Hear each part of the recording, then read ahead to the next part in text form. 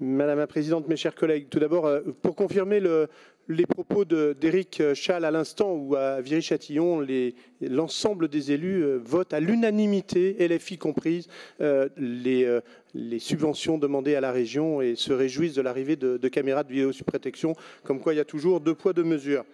Je tiens tout d'abord à saluer l'action de notre présidente Valérie Pécresse et de notre vice-président Frédéric Pechnard. Depuis 2016, la région a fait de la sécurité une de ses priorités, alors qu'elle ne relève pas, bien sûr, de ses compétences. Depuis, elle est sans cesse attaquée par la gauche, alors qu'elle est indispensable aux communes, y compris celles qui le détiennent. Dans un contexte de montée de la violence et des actes antisémites, il est hors de question, bien sûr, que la région renonce à protéger les Franciliens qui sont en droit d'exiger de leurs responsables politiques une réponse immédiate et responsable.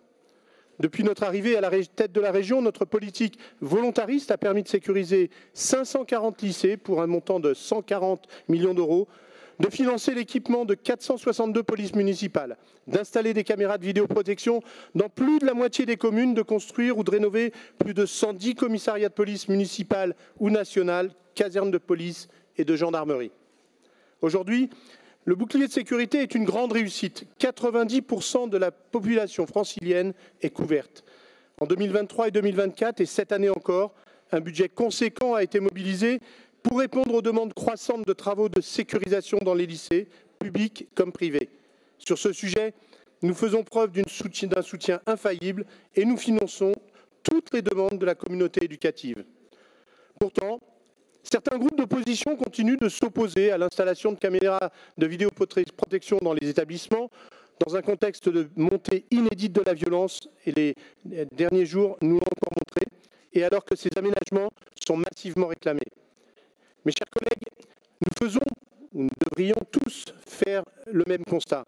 L'État est depuis quelques années débordé, de trop nombreuses communes qui sont en première ligne attendent un soutien financier.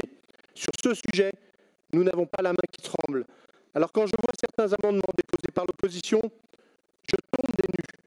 Je vois les membres du Rassemblement national qui appellent à plus de sécurité dans les lycées, à raison, et qui ont fait de la sécurité sur le plan national leur cheval de bataille, ne pas voter pour le bouclier de sécurité et faire le choix de l'abstention en commission. Un peu d'honnêteté intellectuelle ne ferait pas de mal. Sur ce sujet, comme sur les autres, on ne peut pas dire que vous brillez par la cohérence et la responsabilité.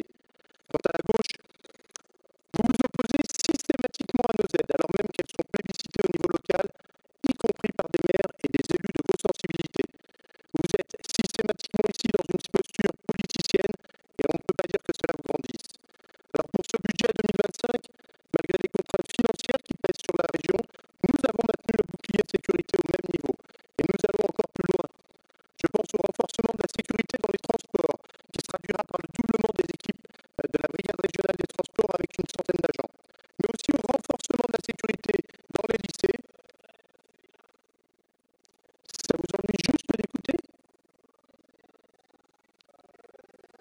S'il vous plaît, est-ce que vous pouvez laisser l'orateur terminer? Mais aussi au renforcement de la sécurité dans les lycées, mais alors que les communautés éducatives